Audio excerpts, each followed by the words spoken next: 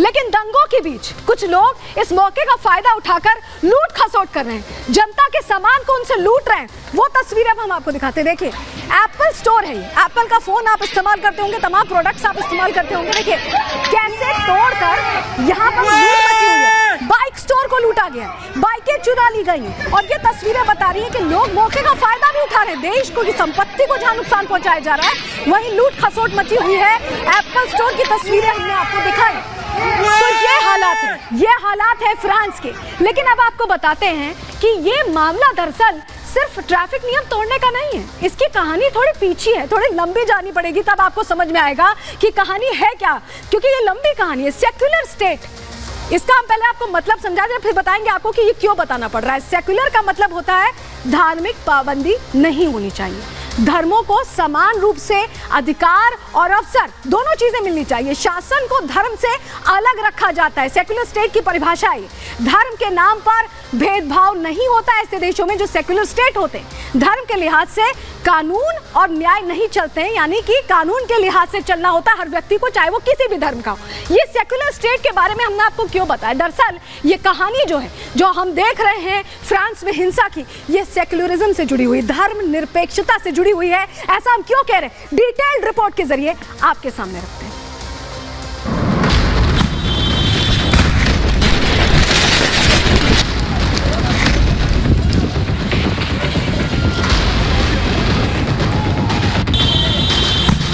France जल रहा है, धधक रहा है।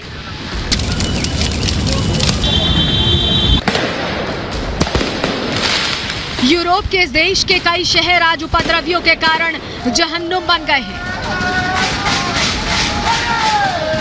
फ्रांस में जो कुछ भी बीते 100 घंटों से चल रहा है, उस पर दुनिया की नजर है। नैन्टेरे शहर से शुरू हुआ ये बवाल इस कदर फैल चुका है कि फ्रांस के कई शहर इस हिंसा की अग्नि में जल रहे हैं, सुलग रहे हैं।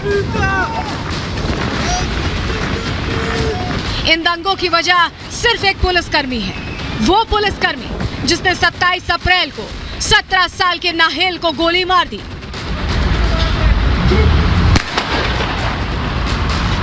गोली मारने के पीछे उसने दलील दी कि नाहेल ट्रैफिक सिग्नल तोड़कर भाग रहा था। इस उम्र में लाइसेंस नहीं बनता, लेकिन वो कार ड्राइव कर रहा था। लेकिन यहाँ सवाल ये खड़े हो रहे हैं कि ट्रैफिक नियम तोड़ने की सजा क्या जान लेना है? नाहेल की हत्या के बाद इस मामले से जुड़ी 2 थ्योरी निकलकर सामने आ रही है। पहला ये कि हत्या के इस मामले को नस्लवाद से जोड़ा जा रहा है। दूसरी थ्योरी कहती है कि हत्या के नाम पर मैक्रो को राष्ट्रपति पद से हटाने की साजिश है। फ्रांस में उपद्रव मचाने वालों में नाबालिग बच्चे सबसे ज्यादा हैं। इनमें से ज्यादातर बच्चे शरणार्थी परिवारों के हैं। ऐसे में सवाल यह है कि क्या फ्रांस ने जिन शरणार्थियों को शरण दी, आज वही उनके लिए सरदर्द बन गए हैं?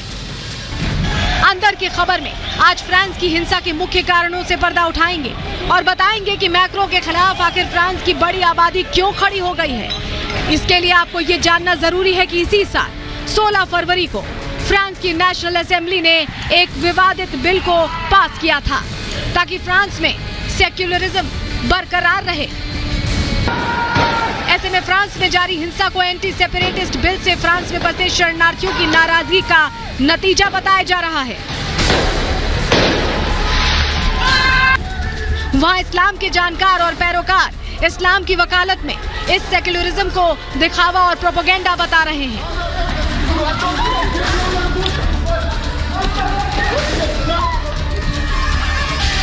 कहा जा रहा है कि दूसरे देशों से आकर फ्रांस में बसे शरणार्थी ही आज देश के लिए सबसे बड़ी समस्या बनकर खड़े हो रहे हैं। खबर है कि आज यही शरणार्थी ही मैक्रो के लिए सरदर्द बन गए हैं।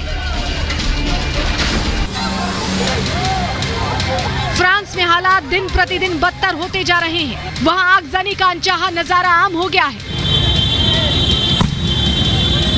पिछले 4 दिनों में फ्रांस की सड़कें दंगों का दंश झेल रही हैं। इसी बीच फ्रांस के राष्ट्रपति इमैनुअल मैक्रो का एक वीडियो दुनिया के सामने आया। विरोधियों का कहना है कि देश की सड़कों पर दंगे हो रहे हैं और इससे बेखबर राष्ट्रपति Emmanuel Macron British singer Elton John का कॉन्सर्ट देख रहे हैं। सूत्रों का कहना है कि मैक्रो का वीडियो पेरिस के एक और एरेना का है, जहां मैक्रो एल्टन जॉन के कार्यक्रम में अपनी पत्नी के साथ डांस कर रहे थे। सोशल मीडिया पर इमैनुअल मैक्रो की खूब आलोचना की जा रही है। कई लोगों ने उन्हें नीरो की उपाधि भी दे दी है। इतिहास में नीरो को रोम के राजा के तौर पर जाना जाता है और कहा जाता है कि जब रोम जल रहा था तब नीरो बांसुरी बजा रहे थे।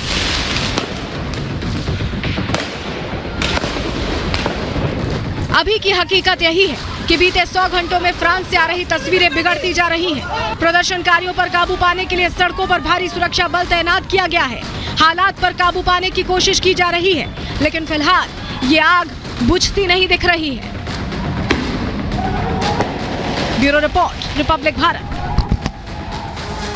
तो हमने आपको बताया कि कैसे नस्लवाद से ये खेल शुरू हुआ था और सेपरेटिस्ट बिल तक आ गया, लेकिन क्या वजह रही कि ये बिल लाना पड़ा, कानूनी पहरा क्यों लगाया मैक्रो ने? अब आपको ग्राफिक्स के जरिए हम समझाते हैं। दरअसल दूसरे देशों से तमाम शरणार्थी आए, मुस्लिम शरणार्थी। जब आईएस ने सीरिया, लेबनान, इन जगहों पर हिंसा शुरू की तो लोग तमाम आते गए और फ्रांस में शरण लेते गए और कट्टर इस्लामिक आतंकवाद, नतीजा ये रहा कि फ्रांस में बढ़ गया।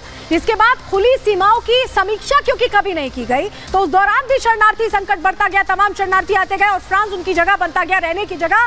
फ्रांस में पिछले सालों में 5 सालों की हम बात कर रहे हैं, 10 बड़े आतंकी हमले हुए। आप समझिए कि इसको लेकर मजबूर हो गए इमैनुअल मैक्रो कि उन्हें अब फैसला लेना होगा। फैसले की घड़ी आ गई और फैसला क्या लिया, क्या धर्म नीति बनाई, चलिए अब वो हम आपको बता दे रहे हैं। दूसरी जानकारी ग्राफिक्स के जरिए आपको दे रहे हैं कि क्या धर्म नीति इमैनुअल मैक्रो ने बनाई। फ्रांस में बड़ी संख्या में मुस्लिम्स रहते हैं, क्योंकि तमाम जो रिफ्यूजीज हैं या शरणार्थी वो वहां पहुंचते हैं। लेसाइट सिद्धांत को अपनाया गया। क्या होता है ये लेसाइट सिद्धांत, जरा आपको हम ये बता देते हैं। लेसाइट यानी धर्मनिरपेक्षता का नियम, सेक्युलरिज्म का नियम। धार्मिक पहचान बताने पर ऐसे में फ्रांस में पाबंदी लगा दी गई, यानी पहनावे के जरिए अगर आप ईसाई हैं, क्रॉस पहनते हैं, आप मुस्लिम महिलाएं बुर्का या हिजाब पहनते हैं, या आप सरदार हैं, आप पगड़ी लगाते हैं, ये सब तमाम चीजें आप फ्रांस में नहीं कर सकते। आप सार्वजनिक जगहों पर अपनी पहचान, अपनी धार्मिक पहचान के साथ नहीं चल सकते, आपको आम लोगों की तरह रहना होगा। ये सबसे पहले फ्रांस ने नीति बनाई। धार्मिक प्रतीक भी नहीं पहन सकते, जैसा कि मैं बता रही हूँ कि क्रॉस अगर आप पहनते हैं या हनुमान जी का लॉकेट पहनते हैं तो वो सब आप नहीं कर सकते। और अगर आप नियम से सहमत हैं तभी आपको फ्रांस की नागरिकता मिल सकती है। ये तमाम कड़े कानून लगाए गए। फिलहाल हिंसा को 4 दिन हो चुके हैं और कैसे इन हालातों पर काबू पाते हैं इमैनुअल मैक्रो, उनके सामने ये बड़ी चुनौती है।